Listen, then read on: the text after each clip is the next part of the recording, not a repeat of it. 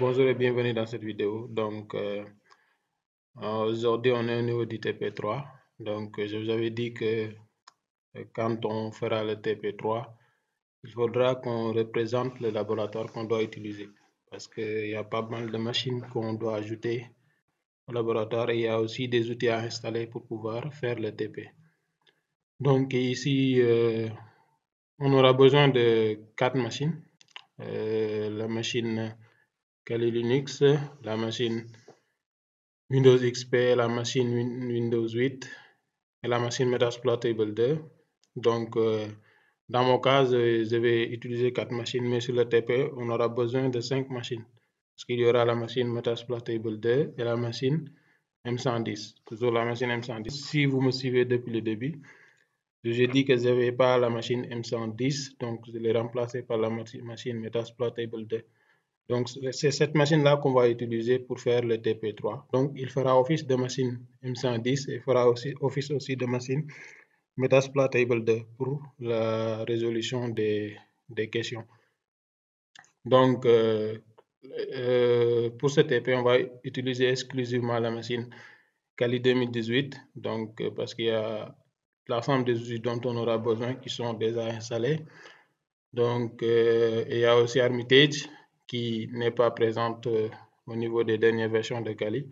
Donc, certes, on peut les installer, mais ça ne marchera pas comme sur la version 2018. Donc, c'est pourquoi on a opté pour ce TP d'utiliser la machine Kali 2018 et essayer de faire le TP avec. Donc, on aura aussi besoin de la machine Windows XP. Donc, je l'ai déjà installée. Ça est là, la machine Windows 8. Donc, aussi.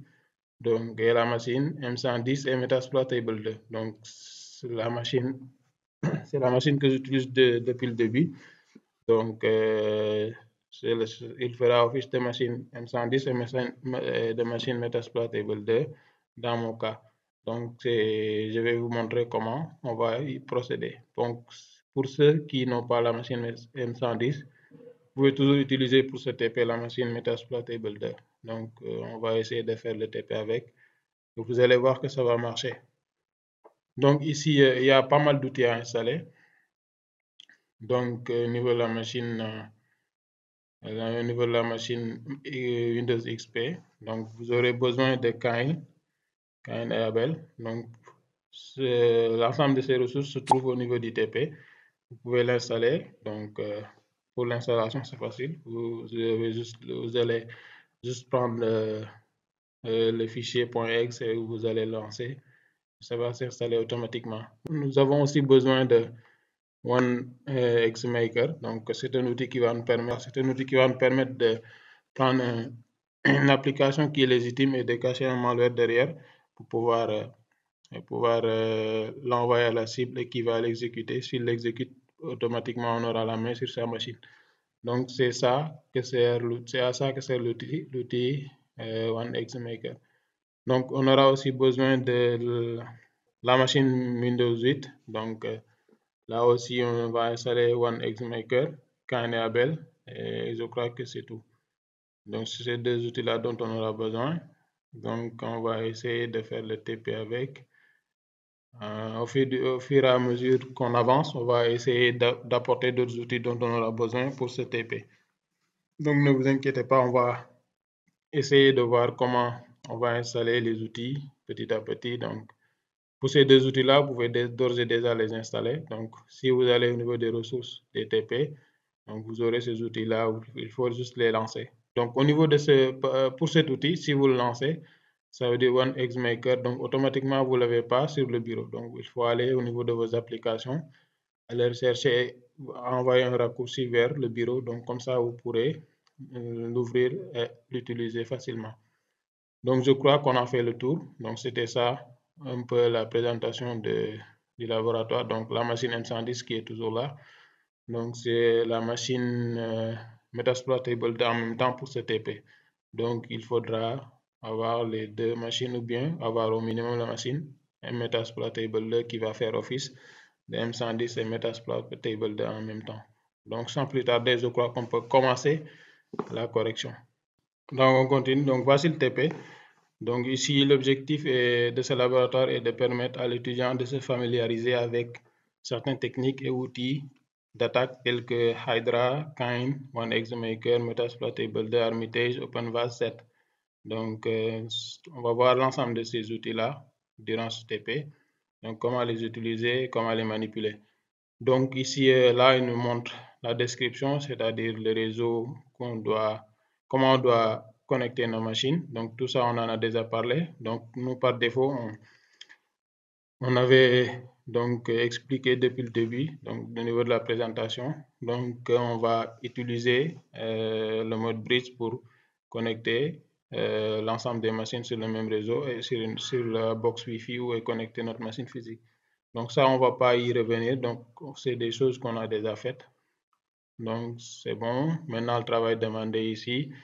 Donc, ça, c'est à vous de voir. Donc, ici, concernant aussi la commande qui permet de personnaliser le terminal. Donc, ça aussi, on en a déjà parlé. Donc, ici, ce que vous avez à faire, donc, c'est de copier la commande et de remplacer ici votre prénom par le prénom par votre prénom et le nom par votre nom. Donc, je vous avais montré aussi une autre méthode qui est beaucoup plus simple, c'est-à-dire là où vous allez juste mettre un hostname suivi de votre prénom, tirer votre nom, donc et vous allez mettre bash pour appliquer ça.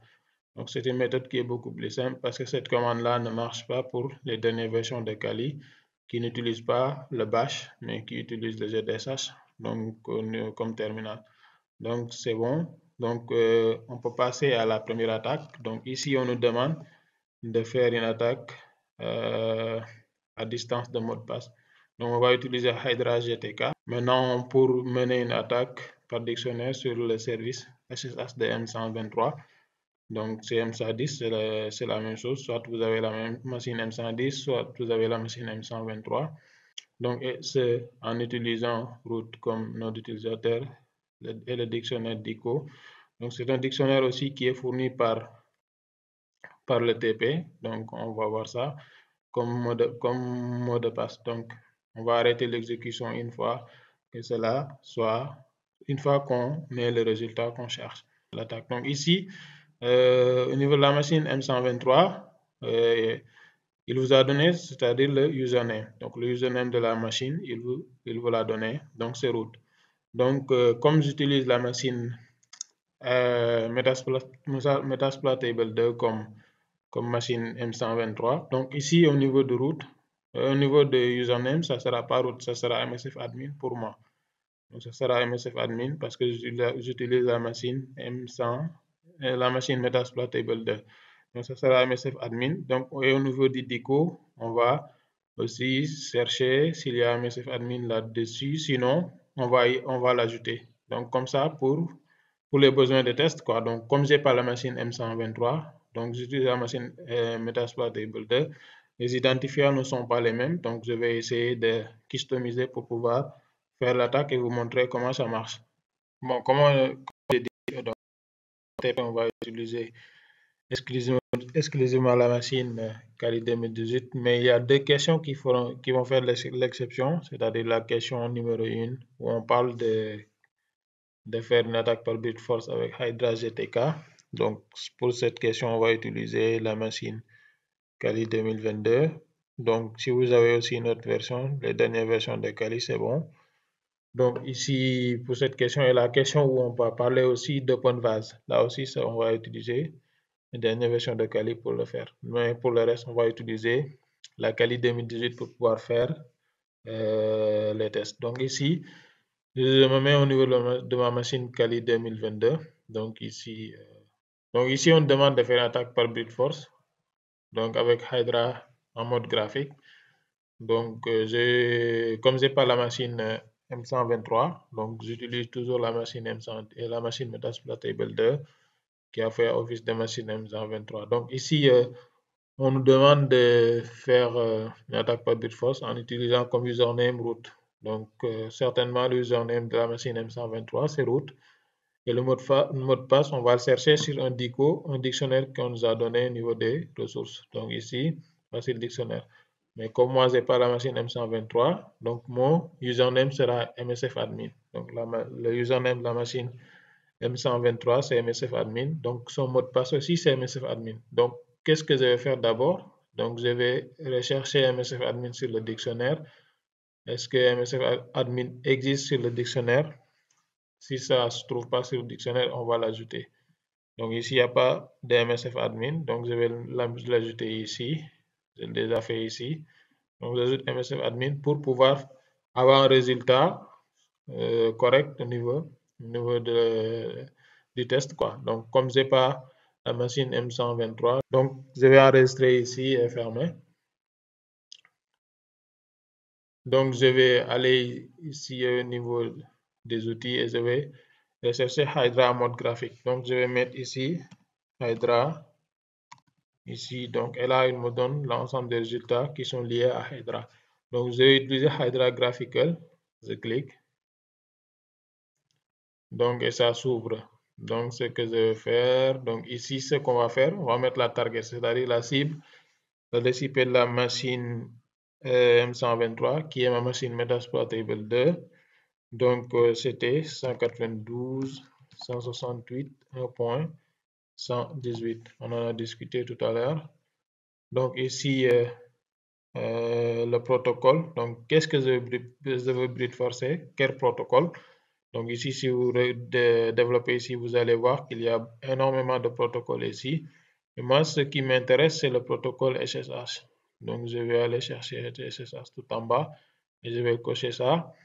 Donc, au niveau des passwords, donc ici, on demande le username. Donc, ici, on pouvait cocher ici si on voulait ajouter une liste de username. Donc, ici, comme on connaît l'username, donc c'est MSF admin dans mon cas et root dans le cas où vous avez la machine M123. Donc, ici, c'est MSF admin dans mon cas et ici, je vais cocher password list pour ajouter ma liste de mots de passe. Donc, je vais venir ici au niveau de tools et déco. Donc, c'était ça la liste de mots de passe. Et donc, on va venir sur Start ici, on va démarrer l'attaque. Et normalement, si on patiente, on aura le résultat. Donc, vous voyez qu'on a pu récupérer le résultat. Donc, vous voyez ici le login, c'est MSF admin. Et le mot de passe, on a pu trouver ça au niveau de la word list. C'est MSF admin aussi. Donc, c'était ça, l'attaque.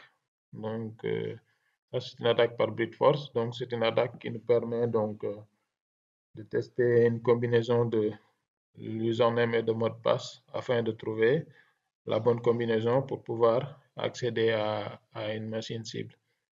Donc, c'est bon, on passe à la question 4D. On passe à la question 4D maintenant. Là, on va parler des attaques locales de mot de passe. Donc, ici, on demande d'utiliser KNABL qui nous permet de faire des attaques par dictionnaire. Donc, KNABL est un outil qui offre plusieurs fonctionnalités très utiles pour mener différentes attaques. Donc ici, on va lancer Windows 8, on l'a déjà fait. Donc on va créer maintenant un nouveau, on va créer maintenant un nouveau compte, donc qui porte donc notre nom. Et on va choisir un mot de passe qui se trouve sur ce dictionnaire qu'on nous a fourni au niveau du TP. Donc ici, pour cela, c'est simple. Donc on va venir sur la machine Windows 8. Donc, on va lancer un outil en tant qu'administrateur. Donc, ici, ce qu'on va faire, c'est qu'on va taper la commande netuser, par exemple. Netuser, je vais mettre comme username Akamet et password comme mot de passe. Donc, et on va mettre un add pour exécuter ça. Donc, ici, je vais mettre comme username hack, par exemple. Bien, je mets juste Ahmed, comme ça. Et on va mettre comme mot de passe password et on va cliquer sur Add. Donc, si vous voyez la commande s'est terminée correctement, sachez que l'utilisateur a été bien créé. Donc, maintenant, on passe à la partie attaque. Ici, on revient sur le TP. Donc, on demande d'utiliser KNABL pour récupérer le mot de passe haché de la machine en suivant les étapes de la figure. Donc, ça, on va faire ça. Donc, ici, on sélectionne l'utilisateur, on met un clic droit sur l'utilisateur, on va aller sur Dictionary Attack, NTLM, et bon. On va continuer. Donc ici, on va lancer Cain et Abel. Donc ici, j'avais déjà capturé le truc. Je vais tout enlever. Donc, je vais cliquer sur craquer ici. Donc, plus. Donc, on met next. Donc là, vous voyez les utilisateurs de la machine. Donc ici, voici l'utilisateur que je viens de créer. Donc, je vais mettre un clic droit sur lui. Donc, dictionnaire attaque. Donc, net NTLM hashish. Je crois que c'est ça. On va s'en assurer. Donc, c'est ça, oui. Donc, on continue. Donc, ici, vous voyez le dictionnaire. Donc, je vais supprimer et vous montrer comment on peut l'ajouter. Donc, on met un clic droit Add to List ici. Donc, on va aller chercher le dictionnaire là où on l'a mis. Donc, vous voyez. Et là, on peut cliquer sur Start pour lancer l'attaque et on va patienter. Donc, vous voyez ici, on a réussi à trouver le mot de passe qui est password. Donc, c'était ça, l'attaque. Donc, on passe maintenant aux autres questions. Donc, ici, c'est ça qu'on a fait. Donc, vous voyez ici, il a trouvé le mot de passe. Maintenant, on passe à la partie B maintenant. Donc, utiliser Cain et Abel et les Rainbow Table. Donc, on va lancer la machine Windows XP. Donc, et on va créer un nouveau utilisateur. On va créer un nouveau compte. Donc, pourtant, donc, notre nom est un mot de passe alphanumérique. Donc, c'est ça qu'on va faire. Mais moi, je ne vais pas lancer la machine Windows XP. Je préfère le faire sur la machine Windows 8. De toute façon, on ne va pas aller jusqu'au bout de cette attaque parce qu'on n'a pas les Rainbow Tables. Donc, j'ai beau chercher, j'arrive pas à les trouver. Donc, je vais vous montrer juste la procédure. Comme ça, si vous avez les Rainbow Tables, vous pourrez effectivement faire l'attaque sans problème. Donc, je ferme ici. Donc, ici, on va mettre un remove all. Okay. Donc,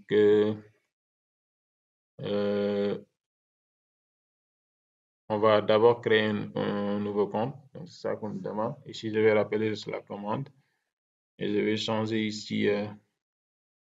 Je vais mettre test, par exemple. Et pour un mot de passe alphanumérique, je vais mettre password arrobase. Donc, ici, je vais mettre un 0 RD. Donc, c'est bon. Et je mets entrée. Donc, ici, la commande s'est terminée correctement. Donc, on vient de créer un utilisateur qui s'appelle test et qui a comme mot de passe password avec là qui est un arrobase et le O qui est un 0. Donc, c'est bon. On peut continuer. Donc, on va faire la même procédure ici. Donc, on lance Cain et Abel. Donc, ici, on va cliquer sur craquer et le plus. Donc, next. Donc, voici l'utilisateur qu'on vient de créer. On met un clic droit ici et on va aller sur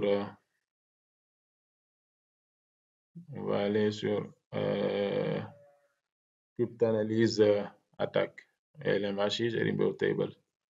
Donc, ici, cryptanalyse LMHis.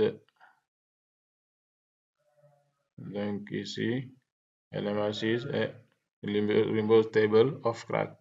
Donc, on prend ça ici.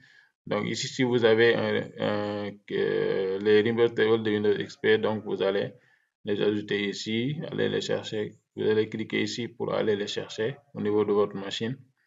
Donc, là où vous l'avez mis, si vous l'avez mis sur le bureau, vous allez aller sur le bureau et chercher ça. Donc, comme moi, je ne l'ai pas, donc je ne vais pas pouvoir continuer cette attaque. Donc, si vous le lancez, donc vous allez cliquer automatiquement sur Start et normalement, vous allez avoir le mot de passe de l'utilisateur test, quoi. Donc, c'est ça. On va continuer. Donc, c'est bon pour le 7. Maintenant, on va parler maintenant des chevaux de Troie. Donc, un cheval de Troie, c'est un logiciel qui a l'apparence légitime, mais qui cache des malheurs derrière. Donc, on va essayer de voir comment on va faire cette attaque ici. Donc, ici, ce qu'on demande, c'est d'aller sur la machine Windows XP avant de lancer l'attaque, de visualiser les ports qui sont ouverts avec la commande netstat-an. Donc, j'ai déjà lancé la machine Windows XP. Donc, Donc, je vais me loguer. C'est bon, donc on va lancer un CMD. Donc, on va lancer un CMD ici.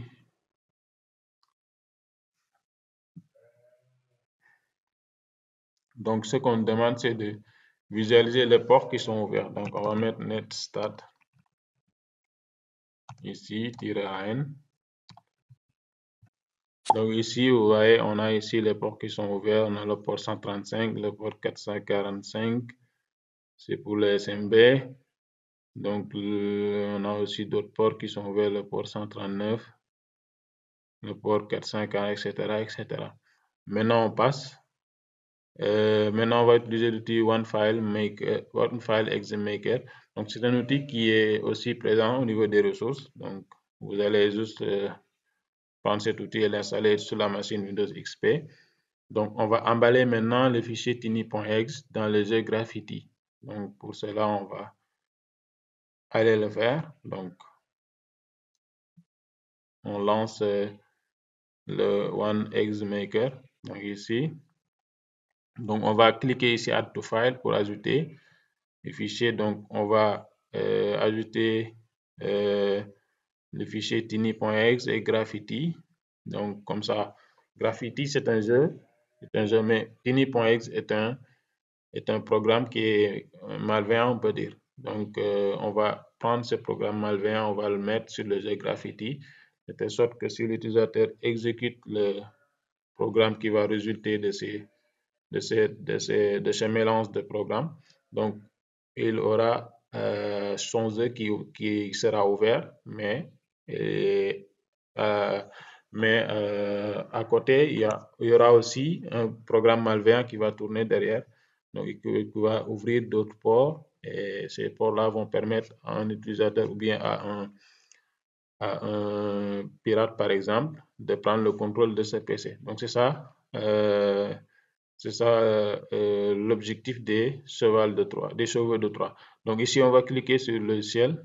Donc, je crois que je les avais déjà. Donc, voici le jeu Graffiti. On va double-cliquer ici et on va aller chercher le tiny.exe qu'on va mettre sur le jeu Graffiti. Donc, on met un double-clic ici et là, on peut sauvegarder. Donc, on va appeler le fichier de sortie. Donc, je l'appelle jeu, par exemple. Jeu Graffiti. D'accord. Donc, on va enregistrer ça au niveau du bureau. Donc, ici, bureau, enregistrer. Donc, voici le jeu. Donc, qu'est-ce qui va se passer? On va lancer le jeu et vous allez voir. Donc, on lance le jeu. Patiente. Donc, on va lancer.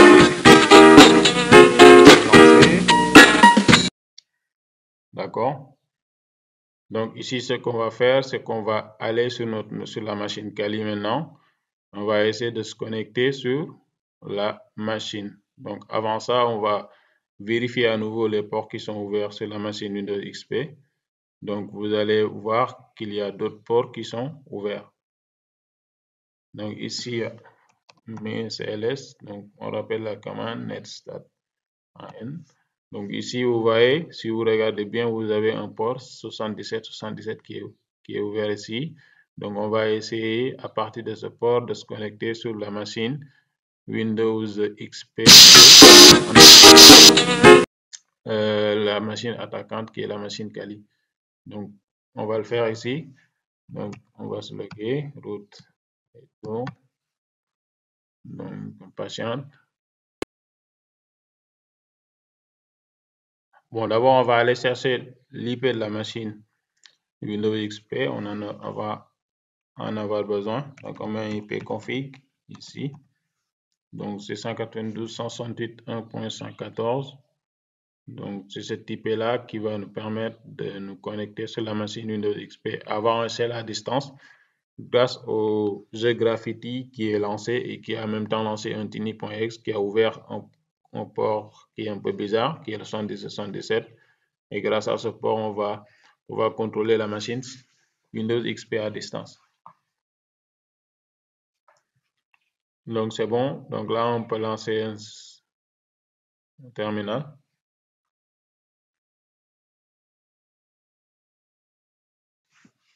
D'accord, le terminal s'est lancé. Donc on va exécuter maintenant la commande netcat qui nous permet de nous connecter à une machine cible. Donc 192.168.1.114, c'est ça l'IP de la machine Windows XP. Et le port qui est ouvert, c'est le port 117. Donc si on met entrée là automatiquement, on est connecté sur la machine Windows XP. Donc vous voyez ici, on est sur le terminal de la machine Windows XP. Donc je peux mettre un IP config par exemple pour vous montrer. Donc ici vous voyez l'adresse IP qui est 192.168.1.114. Donc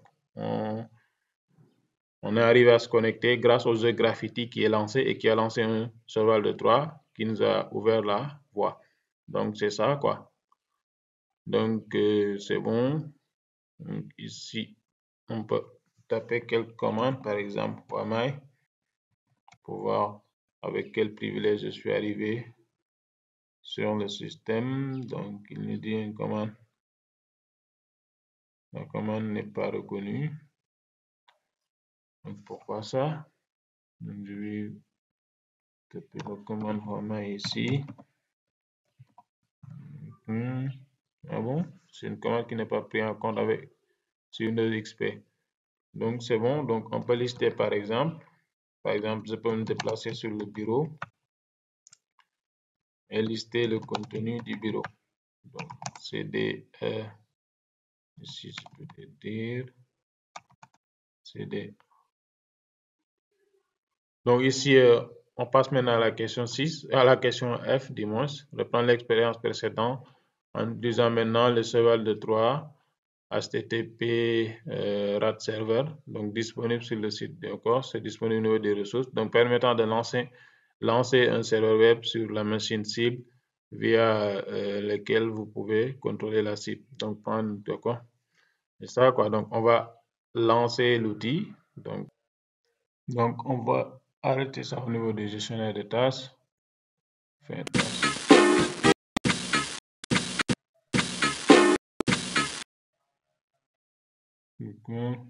C'est bon.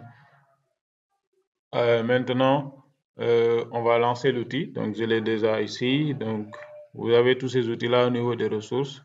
Donc, c'est sur Tools. HTTP. Ça se trouve. Donc, voici l'outil au niveau du bureau. Donc, vous avez tous ces outils-là au niveau des ressources. Donc, voici l'outil. Donc, vous allez mettre un clic droit et l'extraire ici. Donc, c'est déjà fait. Donc, voici l'outil. Donc, je vais lancer ça. Donc, une fois lancé, on va aller sur la machine Kali et donc lancer un navigateur Firefox. Donc, ici, le navigateur est lancé. Donc, on va utiliser l'adresse IP de la machine Windows XP 192.168.1.114. Donc, on met un /c de point. On retrouve le contenu du répertoire C, quoi. Donc, ici. Donc, ça aussi, c'est un outil qui nous permet d'avoir de prendre contrôle de la machine Windows XP à distance. Donc, c'est bon. Maintenant, on passe à la partie 4.4. Donc, on passe à la question 4.4 maintenant. Donc, c'est là où on parle de cette toolkit. Social Engineering Toolkit. Donc, c'est une boîte à outils pour l'ingénierie sociale.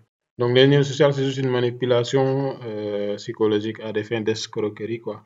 Donc, par exemple, si on veut, par exemple, avoir les identifiants de quelqu'un, les identifiants Facebook de quelqu'un, par exemple, on peut cloner, par exemple, Facebook et essayer par des pratiques pour y mettre ces identifiants. Et ainsi, nous, on aura de notre côté l'ensemble des identifiants qu'il aura mis au niveau de cette fausse passe de login. Donc, c'est ça l'ingénierie sociale, quoi. Donc, pour cette partie, on va faire ça. On passe à la pratique maintenant. Donc, on va se mettre en tant que route.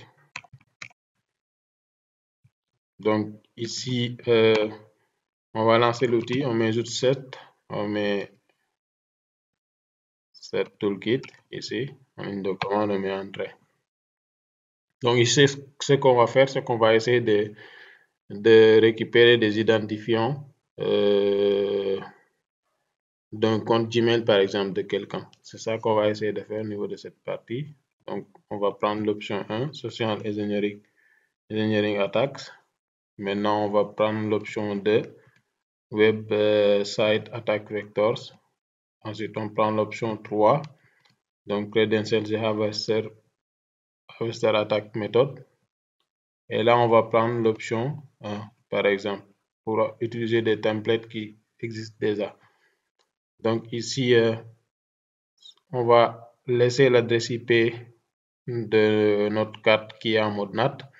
Donc c'est cette IP là qu'on va utiliser après pour essayer de... C'est cette IP là qu'on va envoyer par exemple à la cible qui une fois ouvert sur son navigateur aura une fausse passe de login Gmail. Donc il va essayer de se loguer.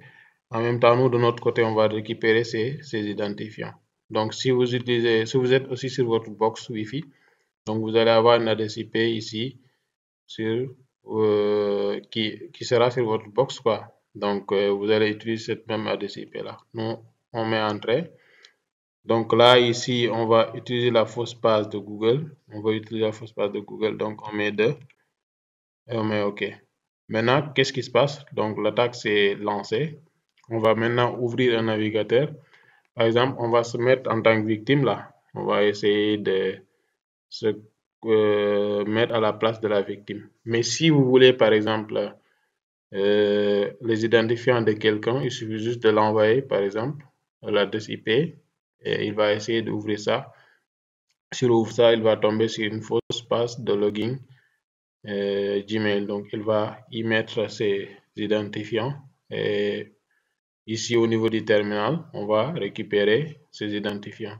Ici, on va essayer d'accéder au niveau de la fausse passe. Donc, on se met en tant que la personne ciblée, quoi. Donc, comme on est en phase de test, donc on peut en même temps faire ça. Donc, on met 192 ici, 168, 106.137, je crois. On va aller vérifier. 106.137. Donc, c'est bon. On met entrée. Et normalement, il va nous rediriger vers la fausse page de login. D'accord, vous voyez ici, ça est là.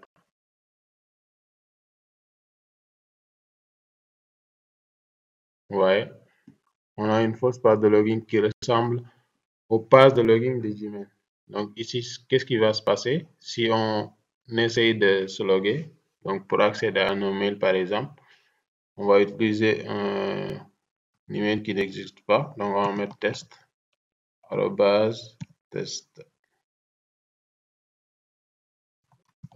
test.com. Donc et pour le mot de passe, on va mettre test aussi. Ou bien mettre juste Hakamed. Comme mot de passe. Et là, on va essayer de se loguer. Donc, qu'est-ce qui va se passer? Normalement, il doit nous rediriger vers la vraie page de login de Gmail.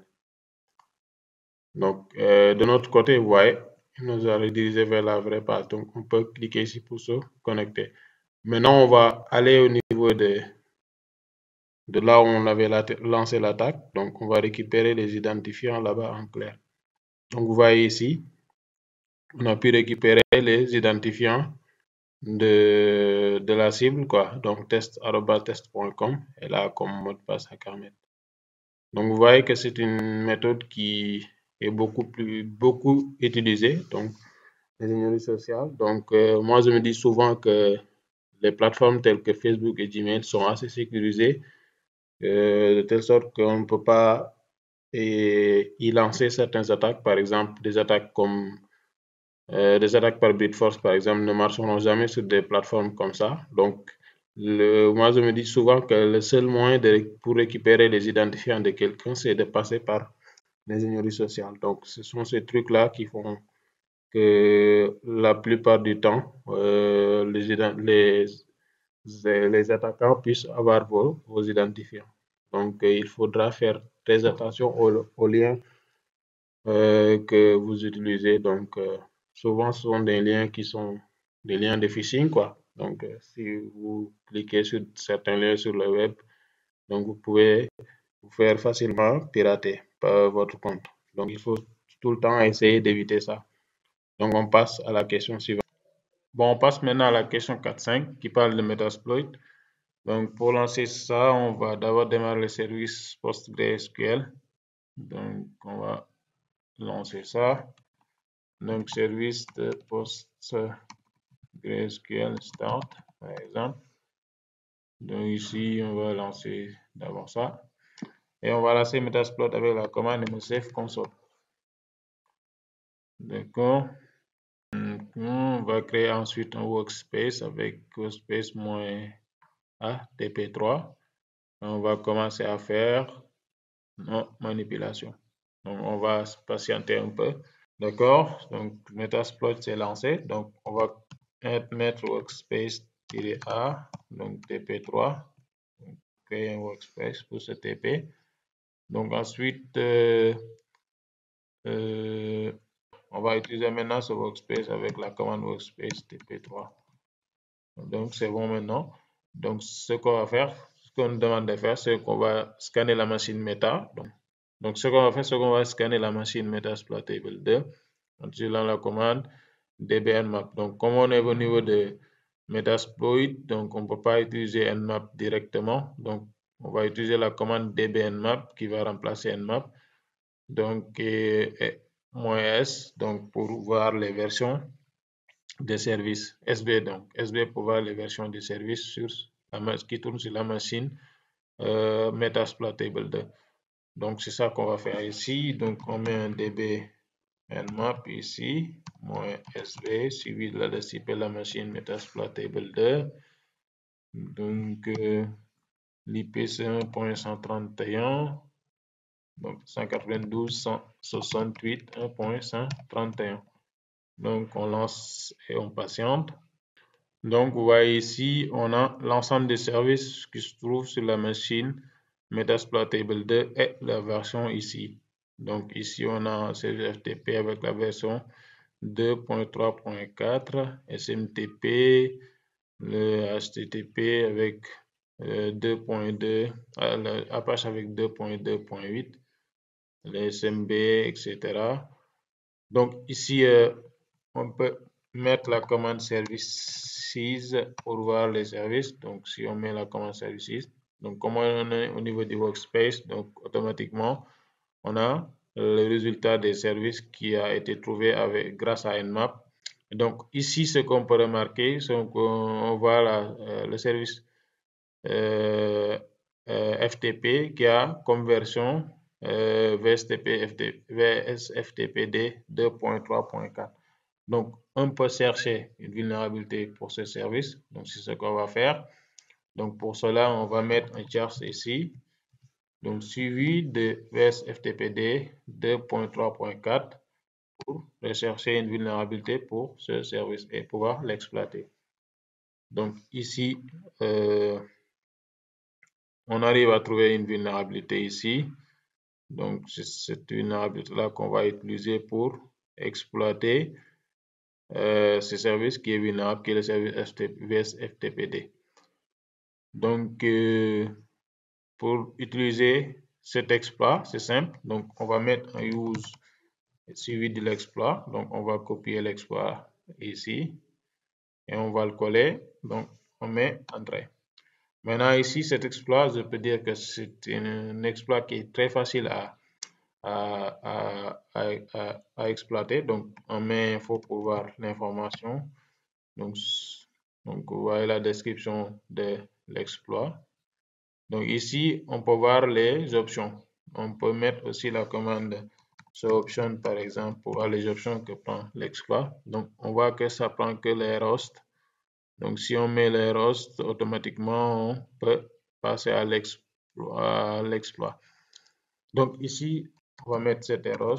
Donc, error, ça veut dire la DCP de la machine cible qui est 192.168.1.131. Donc, on met entrée. Donc, automatiquement, si on met exploit, on peut préciser aussi le payload. Donc, on peut préciser le payload, mettre show payload par exemple, voir les payloads qui sont disponibles pour cet exploit. Donc, vous voyez qu'il n'y a qu'un seul payload, donc ce n'est pas la peine de préciser parce que par défaut, ce sera ce payload-là qui sera exécuté. Donc, je vais mettre juste un exploit et on met entrée. Automatiquement, on est sur la machine cible, donc on a un shell. Donc, si on peut mettre ID, si on met ID, vous voyez, on a un shell en tant que root même. Donc, on a un shell en tant que super utilisateur sur la machine cible. Donc, vous voyez ici, donc je peux mettre un PWD pour savoir sur quel répertoire je me trouve. Donc, je suis sur la racine. Je peux mettre un ls pour lister le contenu de ce répertoire. Donc, vous voyez, voici le contenu du répertoire. Il y a home, etc, dev, cd-rom, boot, etc. Donc, c'était ça qu'il fallait voir ici. Donc, je peux mettre aussi un ifconfig pour voir la DCP. La cible, par exemple, je mets ifconfig ici. Ifconfig. Donc, ici, vous voyez que la DCP, c'est 192.168.1.131. Donc, on est bien sur la machine Metasploitable 2.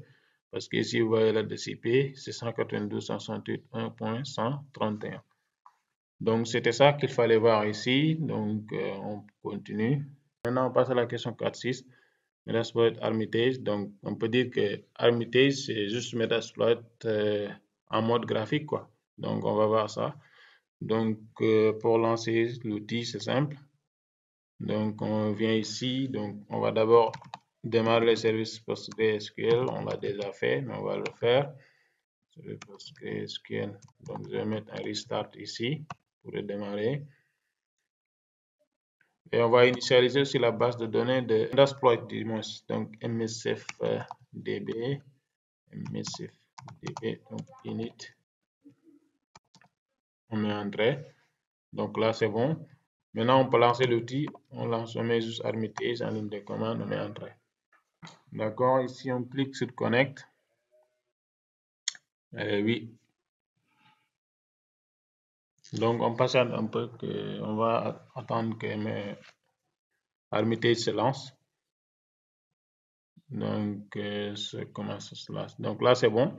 Hermitage s'est lancé. Donc, on va venir au niveau de host.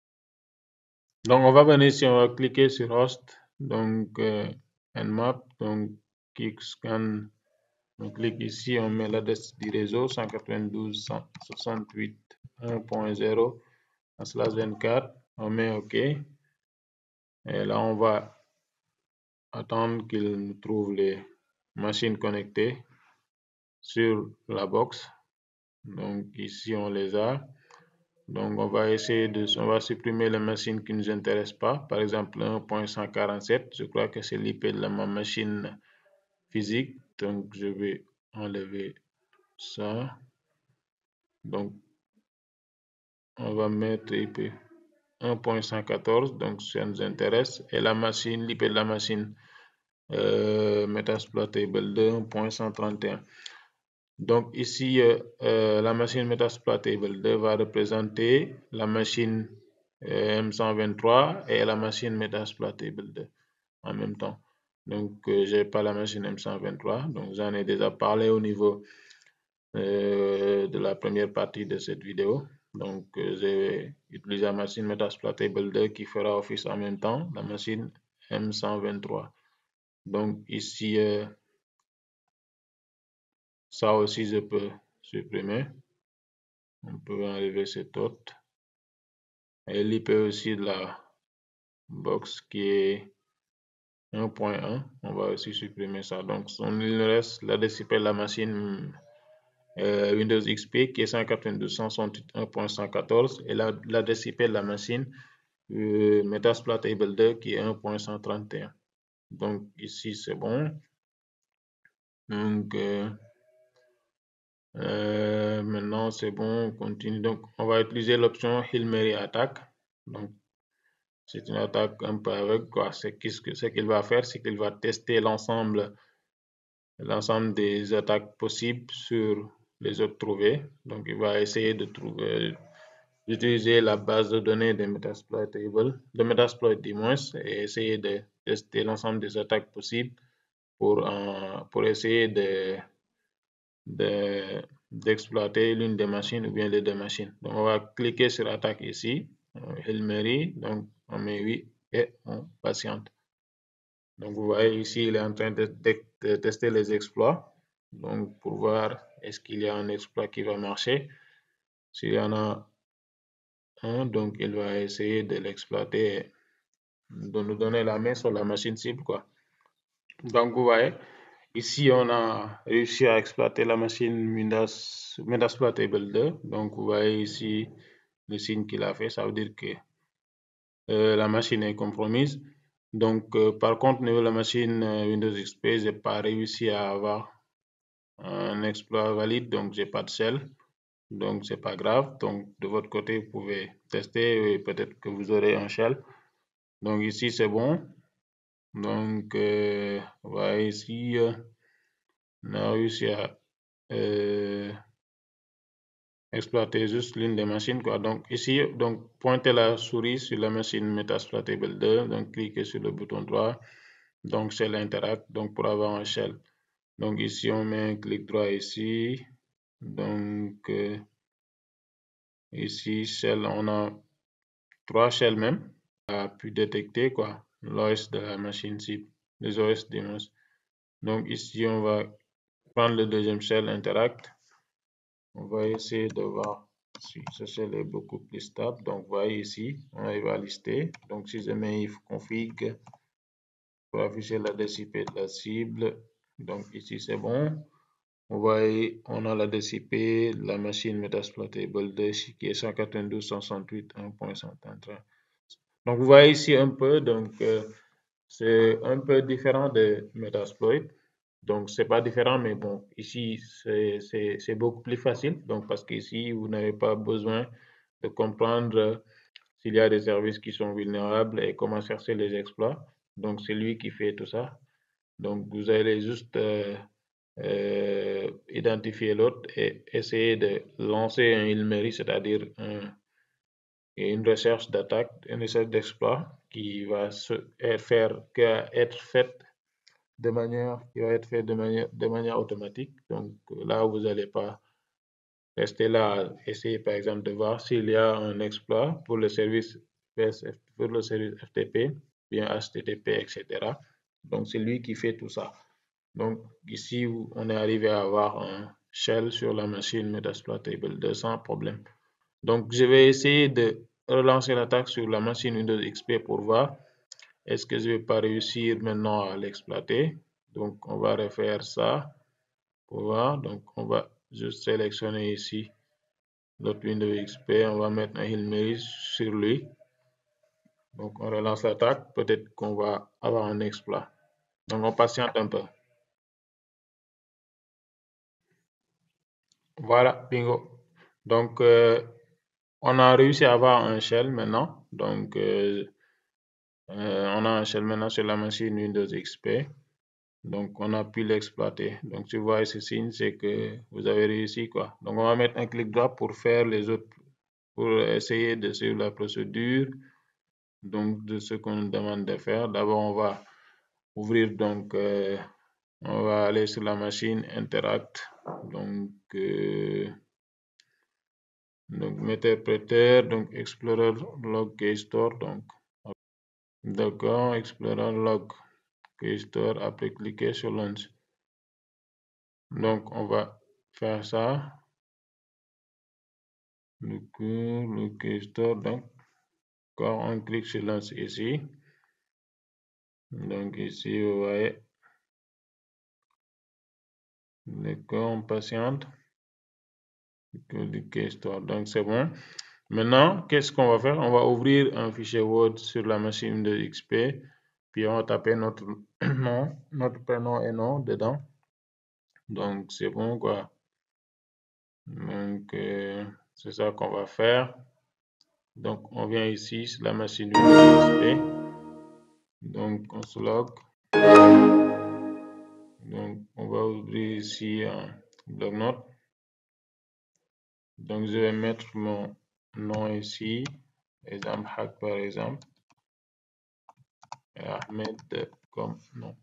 Donc on revient sur Metasploitable, sur Armitage du moins, et automatiquement on va voir ce que j'ai tapé ici. Donc vous voyez ici, ça se trouve là, donc c'est pas bien formaté, mais on arrive à récupérer ça. Donc c'est ça quoi.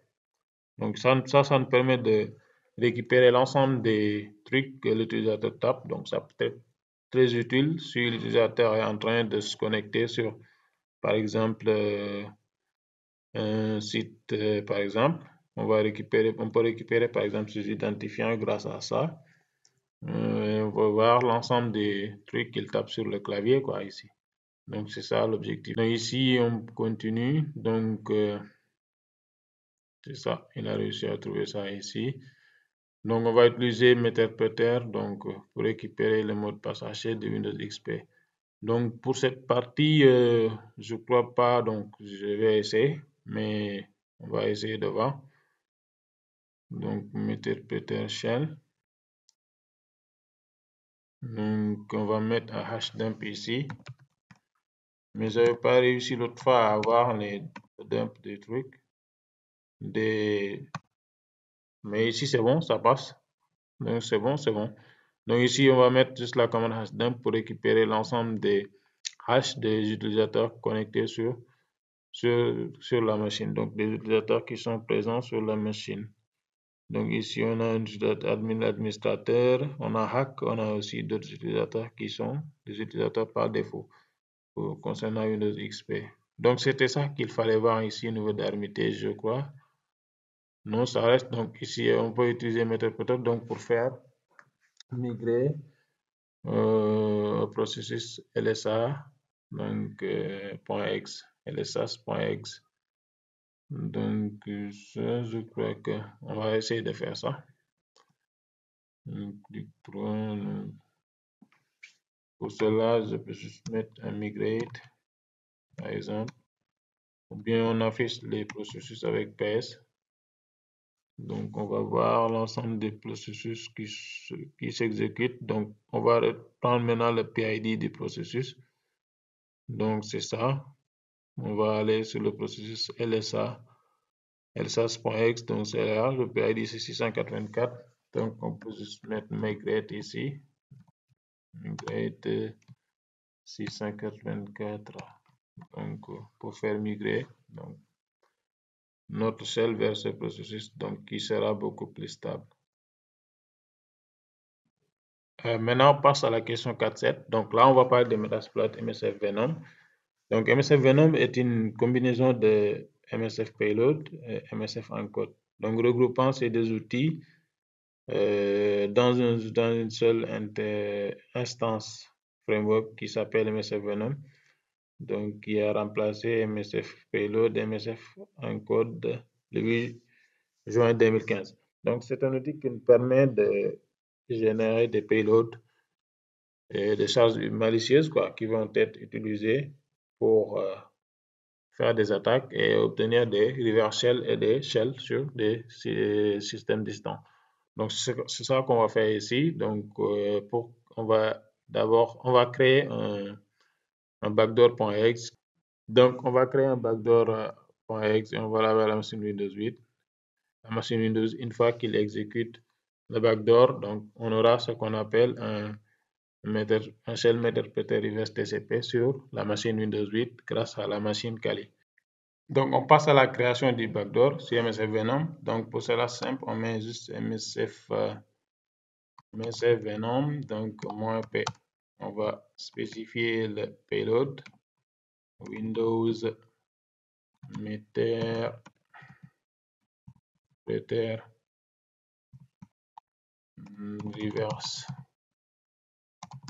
reverse TCP Donc, on va spécifier maintenant l'adresse IP. Hello, par exemple, c'est l'IP de la machine attaquante 192.168.1.113. On va mettre le port d'écoute 1, 2, 3, 4. Moins F pour spécifier que c'est un payload.exe. Moins A pour spécifier l'architecture qui sera du 32 bits parce que j'ai une machine Windows 8 qui est en mode 32 bits. Et moins O, on va mettre le fichier de sortie. Donc, on va le mettre sur le serveur web. Et HTML, il aura comme nom backdoor.exe. Donc, c'est ça. On met Entrée. Donc, si vous utilisez une machine Windows 8 qui est en mode 64 bits, donc vous allez juste enlever l'option "-a x86". Donc, vous allez laisser ça par défaut. Donc, vous voyez ici, la backdoor est créée. Donc, si on vient au niveau de barre www.html pour se déplacer là-bas, c'est simple. Par exemple, je mets pour se déplacer au niveau du dossier HTML, donc on met cd. Donc ici var www html entrée mainless. Donc ici vous voyez notre fichier qui est backdoor.exe. Maintenant ce que je vais faire, c'est que je vais démarrer le serveur HTTP service. Donc Apache service Apache to restart par exemple. Donc je vais faire un status pour voir si le service est bien démarré. Donc si c'est running, donc c'est bon. Maintenant, on va utiliser cet IP-là, l'IP de la machine Kali, donc machine attaquante, comme le fichier se trouve ici. On va utiliser cet IP pour aller récupérer le fichier au niveau de la machine Windows 8. Donc, pour récupérer le fichier, c'est simple. Donc, ce qu'on va faire, c'est qu'on va mettre ici l'adresse IP de la machine Kali qui va faire automatiquement appel au serveur web qui est déjà lancé. Donc, je mets ici 192.168.1.113. Donc, pour récupérer le fichier directement, je vais mettre un / backdoor.exe. Donc, backdoor.exe. Donc, si on met entrée, là, on va enregistrer ici. Donc, c'est bon. Donc, on peut venir ici au niveau de téléchargement. Donc, voici le fichier. Donc, il faut vous assurer que votre Windows Defender est désactivé, sinon ça va automatiquement détecter la backdoor et ça va détruire la backdoor, quoi. Donc, c'est une attaque qui marche sur des systèmes dont l'antivirus ne fonctionne pas ou bien désactivé. Donc, si vous avez votre antivirus activé, donc il faudra la désactiver avant de commencer. Donc maintenant, comme c'est bon ici, donc ce qu'on va faire, c'est qu'on va lancer un MSF console. On va lancer notre mid handler, c'est-à-dire notre écoute, pour qu'une fois que l'attaquant, par exemple, exécute la backdoor, on puisse récupérer un reversal meterpreter. Donc c'est ça qu'on va faire ici. Donc on lance Metasploit. Donc on va utiliser l'exploit use, par exemple, exploit multi-handler. D'accord? Donc on met ici cette payload par exemple, c'est du Windows. D'accord, c'est du Windows. Donc je vais ajouter x86 ici pour lui spécifier la structure. Meterpreter par exemple, ou bien c'est pas la peine, j'enlève le x86. Meterpreter, donc je mets un reverse, donc TCP. Donc c'était l'host, on va spécifier l'adresse qu'on avait mis l'adresse de la machine attaquante 192.168.1.131. Donc le port, on avait mis cet port, on va mettre cet port pour spécifier le port qui était 1, 2, 3, 4. Et là, je peux lancer l'écoute avec un exploit. Et là, on a un started reverse TCP handler on, donc 1, 2, 3, 4. Donc ce qu'on va faire, c'est qu'on va exécuter la backdoor ici. Et normalement, automatiquement, on va recevoir un reversal sur, d'accord, sur la machine. Donc, vous voyez ici, on a Meterpreter session 1 open it. Donc là, on a la main sur la machine cible, quoi. Donc là, on vient d'avoir un reversal Meterpreter. Donc si jamais if config, donc vous allez voir qu'on est au niveau de la machine Windows 8 qui a comme adresse IP 192.168.1.109. Donc on peut vérifier ça. Donc on met IP config ici. Donc vous voyez, on a l'IP 192.168.1.109. Donc c'est bon. On va essayer de sur le TP, d'essayer de voir ce qu'il nous demande de faire. D'accord, tout ça, on a fait ça.